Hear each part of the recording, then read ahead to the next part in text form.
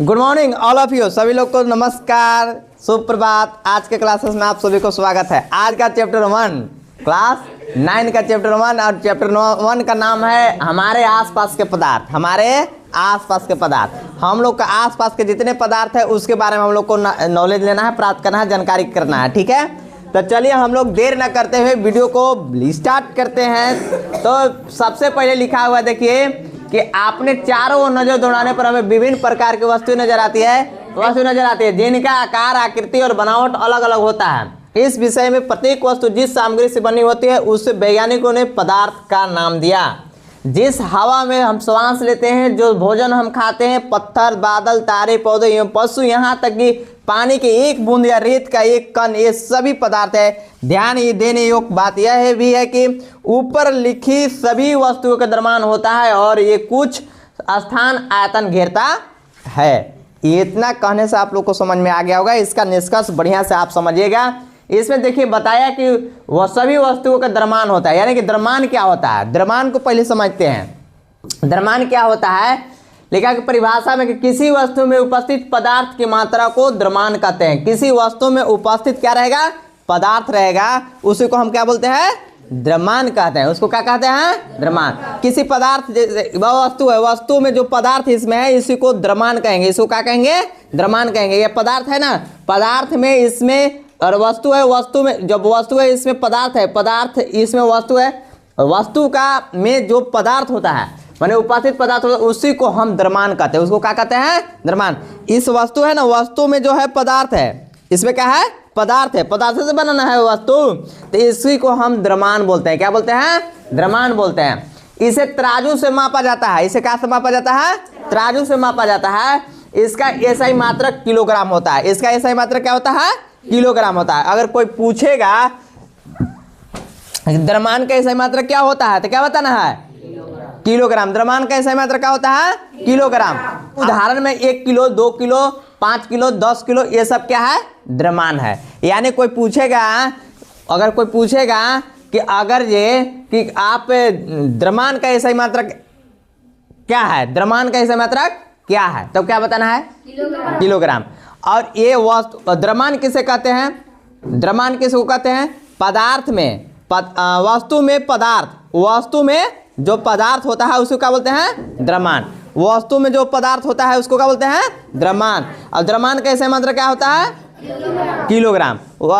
वस्तु में पाए जाते हैं पदार्थ, वस्तु में पाए जाते हैं पदार्थ, उसको क्या बोलते हैं, द्रव्यमान। और द्रव्यमान जब बोलते हैं, और द्रव्यमान का एसआई मात्रक क्या होता है, किलोग्राम, जो कि हम तराजू में उसके माप सकते हैं। अब सुनिए, अब आयतन बोला था, क्या बोला था कि पदार्थ में जो होता है वस्तु का द्रव्यमान होता है और कुछ स्थान घेरता है, उसको आयतन बोलते हैं।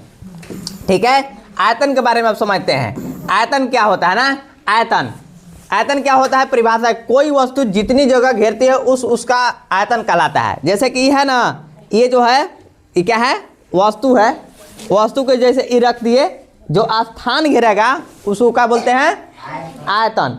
अरे स्थान इसमें जो घेरा ना उसको क्या बोलेंगे, आयतन। इसे मापक सिलेंडर या सूत्र से मापा जाता है। जैसे इसका एसआई मात्रक घन मीटर होता है, इसका एसआई मात्रक क्या होता है, घन मीटर होता है। दैनिक जीवन में लीटर भी प्रयोग होता है, दैनिक जीवन में भी अभी लीटर में भी प्रयोग होता है। जैसे आयतन जैसे कि 1 लीटर, 2 लीटर, 3 लीटर, ये क्या है, आयतन है।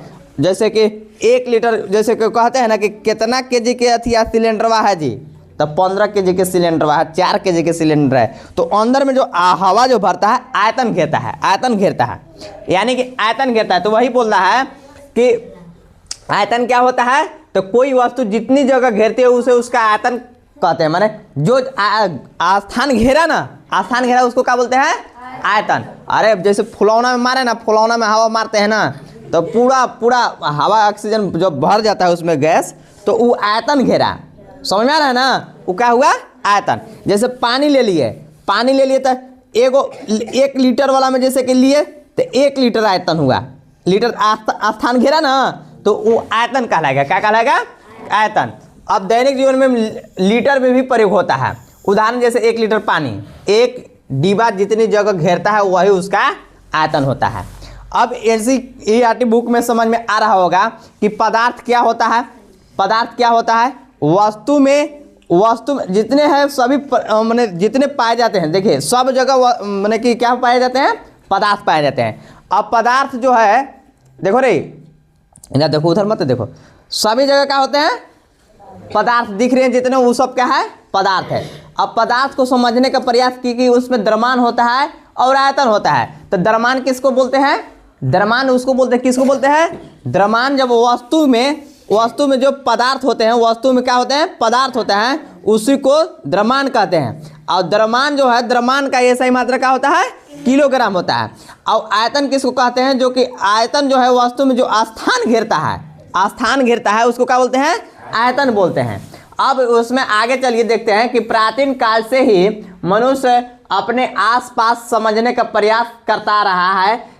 भारत के प्राचीन दार्शनिकों ने पदार्थ को 5 मूल तत्वों में वर्गीकृत किया, जिसे पंचतत्व कहा गया। ये पंचतत्व है वायु, पृथ्वी, अग्नि, जल और आकाश। ये 5 तत्वों के नाम तो आप लोग पहले भी पता है कि कौन कौन से हैं? वायु है, पृथ्वी है, अग्नि है, जल और आकाश। ये सब देखो, एक वायु हो गया, पृथ्वी हो गया, अग्नि हो गया, जल हो गया, एक आकाश। उनका अनुसार इन्हीं पंचतत्वों से सभी वस्तुएं बनी है, चाहे वो सजीव हो या निर्जीव। उस समय के यूनानी दार्शनिकों ने भी पदार्थ के इसी प्रकार वर्गीकृत किया। अब बोला कि पहले लोग क्या कहते थे? पहले देखिए बोले ना, प्राचीन काल से ही, प्राचीन काल का समय बहुत पुराना, बहुत पहले साल से मनुष्य अपने आसपास को समझने का प्रयास करता रहा। अरे नहीं है, अभी हम लोग विचित्र चीज देखते हैं, अरे क्या चीज है, ये कैसे है, ये सब ऐसे हम लोग विचित्र होता है ना, तो वो इसी पहले के लोग कहते हैं, प्रयास करता है कि भारत के प्राचीन दार्शनिकों ने पदार्थ को 5 मूल तत्वों को वर्गीकृत किया। उन लोग 5 तत्वों में किया बांटा। क्या क्या जिसे पंचतत्व कहा गया? ये पंचतत्व है वायु, पृथ्वी, अग्नि, जल और आकाश। उनके अनुसार इन्हीं 5 तत्वों से सभी वस्तु बनी है। मैंने इस बोल रहे 5 तत्व जितना वस्तु बना है सभी यही 5 तत्वों से बना है, दूसरा से और नहीं बना है। तो चाहे वो सजीव हो, मैंने कहा अगर सजीव है तभी और निर्जीव है तभी, सभी 5 तत्वों से मिलकर बना है। और फिर करें निर्जीव। उस समय के यूनानी दर्शकों ने भी पदार्थ की इसी प्रकार व्यक्त किया गया है। अब इसको हम समझते हैं कि प्राचीन काल क्या होता है। प्राचीन काल क्या होता है? देखिए प्राचीन काल आया था ना, प्राचीन काल का अर्थ है बहुत पुराना समय, इतिहास का शुरुआती समय, वह समय जो हजारों वर्ष पहले बीत चुका है। ये सब समझ में आ रहा है ना? प्राचीन काल से ही ये सब हुआ। और इसका जैसे कि आधुनिक वैज्ञानिकों ने पदार्थों को भौतिक गुणधर्म एवं रासायनिक प्रकृति के आधार पर 2 प्रकार के वर्गीकृत किया। देखिए आधुनिक वैज्ञानिक, ये तो प्राचीन काल वाला हो गया। अब आधुनिक अभी वाला, आधुनिक मतलब अभी चल रहा है ना। आधुनिक वैज्ञानिक ने पदार्थ को भौतिक गुणधर्म एवं रासायनिक प्रकृति के आधार पर 2 प्रकार के वर्गीकृत किया। इस अध्याय में हम भौतिक गुणों के आधार पर पदार्थ के बारे में ज्ञान अर्जित करेंगे। पदार्थ के रासायनिक पहलुओं को आगे के अध्याय में पढ़ेंगे। देखिए 2 भाग में बांटा। अभी के आधुनिक वाला में कहा कि जो प्रकृति के आधार पर 2 प्रकार से करेंगे, एक भौतिक गुण और एक रासायनिक गुण। तो हम लोग भौतिक गुण के बारे में पढ़ेंगे और आगे अध्याय में पढ़ेंगे कौन? रासायनिक वाला में पढ़ेंगे। आगे अध्याय में मिलेगा का? रासायनिक। अभी के वाला में कौन पढ़ेगा? भौतिक पढ़ेंगे। अभी हम लोग भौतिक क्या होता है भाई, इसके बारे में अभी समझने का प्रयास करेंगे। पदार्थ के भौतिक स्वरूप क्या होता है उसको देखेंगे ना। देखिए पदार्थ के कणों से मिलकर बना होता है। बहुत समय तक पदार्थ की प्रकृति के बारे में 2 विचारधाराएं प्रचलित थे। एक विचारधारा का यह मानना था कि पदार्थ लकड़ी के टुकड़े की तरह सतत पर होते हैं, परंतु अन्य विचारधारा का मानना था कि पदार्थ रेत की तरह के कणों के मिलकर बने होते हैं। आइए एक क्रियाकलाप के द्वारा पदार्थ के स्वरूप के बारे में निर्णय करते हैं कि यह सतत है या कणों से बने। आप लोग समझ में आ नहीं रहा होगा, कह रहा है कि पदार्थ स्वरूप मिल बना होता है। ये पदार्थ की प्रकृति बारे में 2 विचारधारा प्रचलित थे। और कौन कौन विचारधारा प्रचलित थे? कोई कहत बना कि एक विचारधारा रहे ना कि पदार्थ लकड़ी के टुकड़े की तरह सतत होता है, एगो कह रहा है कि लकड़ी की तरह, और एगो कह रहा है कि ये नहीं है, मानना था कि रेत की तरह के कणों को कहते हैं। रेत मतलब बालू ना, रेत के मतलब बालू की तरह कह रहे हैं कि कण से मिलकर बने होते हैं। आइए एक क्रियाकलाप के द्वारा पदार्थ के स्वरूप के बारे में निर्णय करते हैं कि ये सतत है, माने कि लकड़ी के जैसन बा कि बालू के रेत के जैसन के बा। इसके बारे में हम लोग अब पढ़ते हैं। देखिए पदार्थ के भौतिक स्वरूप का मतलब क्या होता है, इसका अर्थ समझिए। देखिए पदार्थ किस रूप में दिखाई देता है और उसकी बाहरी अवस्था कैसी है, बाहरी अवस्था कैसी है, अर्थात पदार्थ का वह रूप जिसे हम देख सकते हैं, छू सकते हैं या अनुभव कर सकते हैं, उसे उसका भौतिक स्वरूप कहलाता है। यानी कि हम जो ये बोल सकते हैं क्या, पदार्थ भौतिक अवस्था में क्या होता है, जिसको हम देख सकते हैं, छू सकते हैं। अरे समझ में आ रहा है ना रे? अरे ये तो कोई भौतिक जिस हमें देख सकते हैं, छू सकते हैं, अनुभव कर सकते हैं, उसका भौतिक स्वरूप कहते हैं उसको। भौतिक स्वरूप मतलब समझ में आया? जिसको हम देख रहे हैं, छू रहे हैं, उसको हम क्या बोलेंगे, भौतिक। और रासायनिक में वैसा नहीं होता है, अभी आगे पढ़ेंगे। भौतिक मत समझ में आया? जिसको हम छू सकते हैं, देख सकते हैं, उसको महसूस कर सकते हैं, उसको हम क्या बोलेंगे, भौतिक स्वरूप। जैसे सतत आया था कि सतत क्या होता है भाई, सतत कह रहे हैं लकड़ी के सतत की तरह होता है। तो लकड़ी के सतत, सतत मतलब क्या होता है, सतत पदार्थ क्या होता है, जिस पदार्थ में हमें कोई खाली स्थान या अलग अलग कण दिखाई नहीं देते, उस सतत माना जाता है। जैसे यह देखने में एक समान होता है, समान लगता है, जैसे पानी, हवा, कांच, ये सब क्या है, इस सतत है। ये क्या है, सतत पदार्थ है। सतत पदार्थ अब समझ में आ गया होगा कि जिस पदार्थ में हमें कोई खाली स्थान या अलग अलग कण दिखाई नहीं देता है। जैसे लकड़ी में देखते हैं, लकड़ी में अलग अलग दिखता है, सब नहीं दिखता है। जैसे बोले ना जी पानी में दिखता है, अरे पानी में दिखता है। देखो जिस पदार्थ में हम कोई खाली स्थान या अलग अलग कण नहीं दिखाई देता, अलग अलग कण दिखाई देता है उसमें,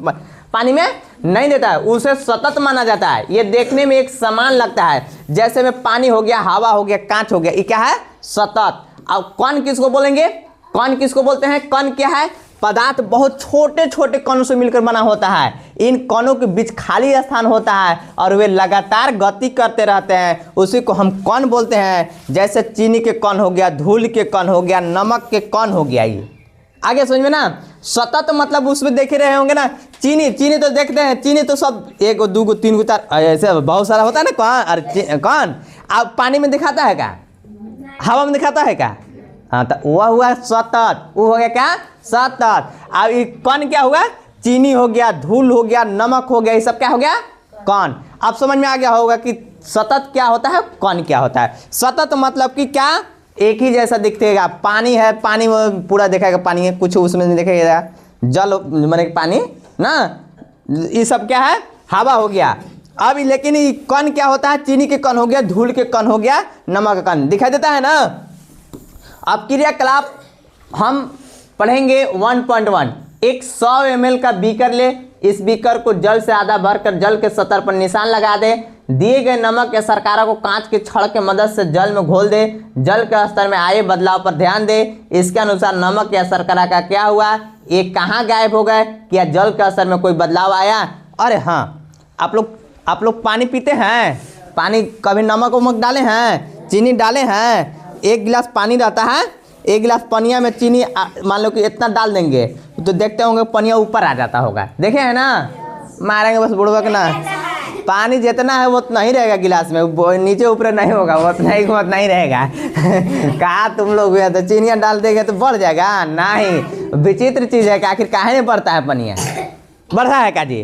नमक घोलते हो देखो तो ऊपर पानी आ जाता है, नमक घोरते घोरते नहीं, वो उसी में समाहित हो जाता है सब। तो वही वाला बोल रहा है ना, क्या जल के स्तर में कोई बदलाव आया, और जल में कोई गिलास में पानी में चीनी डाल दिए तो पानी का स्तर बढ़ गया, माने ऊपर नीचे हो गया, नहीं। इन प्रश्नों को उत्तर पाने के लिए हमें इस विचार को स्वीकार करना होगा कि सभी पदार्थ के कणों से बने होता है। उपरोक्त क्रियाकलाप में चम्मच में रखी गई नमक या शर्करा अब पूरे पानी में घुल गई है, जैसा चित्र 1.1 में दर्शाया गया। देखो यही वाला है, देखो पानी के, देखो पानी जल था ना, जितना था, ये देखो ये जल है, इसमें जल में देखिए नमक मिला दिए और जल का स्तर यहाँ था, अब हिला उला करके नमक पूरा बैठ गया, पूरा जो जल जितना है उतना ही के बराबर उतना ही रहता है, इसमें कोई अति नहीं है। देखो जब हम जल में नमक घोलते हैं तो नमक के कण के जल के कण को बीच के रिक्त स्थान में समाहित हो जाते हैं। चलिए इसको और बढ़िया अच्छी तरह से आप समझाते हैं। देखिए आप क्या देखेंगे, इसका जो है क्या सिद्ध हुआ ना, देखो आप क्या देखेंगे, नमक चीनी पानी में घुल जाएगी, घूमेगा कि घुले के नहीं घुलेगा, घुल जाएगा, लेकिन पानी का स्तर बहुत ज़्यादा नहीं बढ़ेगा। निष्कर्ष क्या हुआ, निष्कर्ष हुआ कि पदार्थ छोटे छोटे कणों से मिलकर बना होता है। पदार्थ जो होता है छोटे छोटे कण से मिलकर बना होता है। अब कणों के बीच खाली स्थान होता है, कण के बीच जितने कण होता है खाली स्थान होता है, इसलिए घुल गया जी। अच्छा, नमक चीनी के कण पानी के कणों के बीच की खाली जगह में चले जाते हैं। अब ये इससे क्या सिद्ध हुआ कि पदार्थ के कणों से बना है, कणों के बीच खाली स्थान होता है। परीक्षा में पूछेगा कि परीक्षा में उत्तर कैसे लिखेंगे। देखिए प्रश्न करेगा क्रियाकलाप 1.1 से क्या सिद्ध होता है, तो उत्तर होता है क्रियाकलाप 1.1 से यह सिद्ध होता है कि पदार्थ छोटे छोटे कणों से बना होता है और कणों के बीच खाली स्थान घेरता है। तो ये बताना होगा कि 1.1 में जो है कि चीनी पानी में चीनी डाल देने के बाद क्या वो पानी का स्तर जो है, जल का स्तर जो बढ़ता है, तो बहुत ज़्यादा नहीं बढ़ेगा, थोड़ा बहुत बढ़ेगा। अब क्यों नहीं बढ़ेगा, क्योंकि कण होते हैं, कण में खाली स्थान, छोटे छोटे कण जो होते हैं खाली रिक्त स्थान पाए जाते हैं, इससे सब समावित हो जाता है उसमें ना कण ना। आगे समझिए। अच्छा, पदार्थ के एक कण कितने छोटे होते हैं, अब इसको हम लोग आगे टॉपिक है पदार्थ के कण आखिर कितना छोटा होता है। छोटा तो ही करता है। देखिए क्या है कि क्रियाकलाप 1.2 हो गया, पोटेशियम परगोनेट के 2 या 3 क्रिस्टल को 100 ml पानी में घोल दें। देखिए पोटेशियम परगोनेट का परमैंगनेट के 2 या 3 क्रिस्टल 100 ml में, देखो 100 ml है ना, 100 ml घोल दे। इस घोल में से लगभग 10 ml घोल निकालकर उसे 90 ml जल में मिला दे।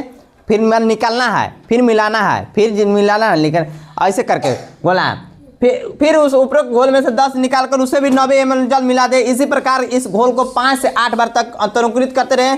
क्या जल अब भी रंगीन है? देखिए पहले था, मान लीजिए कि 100 ml हमारा पोटेशियम परमैंगनेट, ठीक है, 90 उसमें 10 ml डाल देंगे, फिर निकाल देना है 10 ml, फिर इसमें डाल दिए, फिर निकाल दिए, फिर इसमें डाल दिए, फिर निकाल दिए, फिर डाल दिए। इसमें आप लोग क्या देखने को मिल रहा है बताइए तो, इसमें कुछ देखने को मिल रहा है?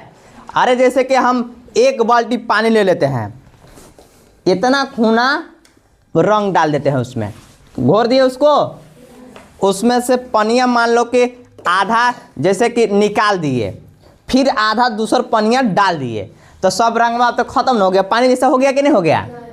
मारेंगे ना, हो गया एक एक।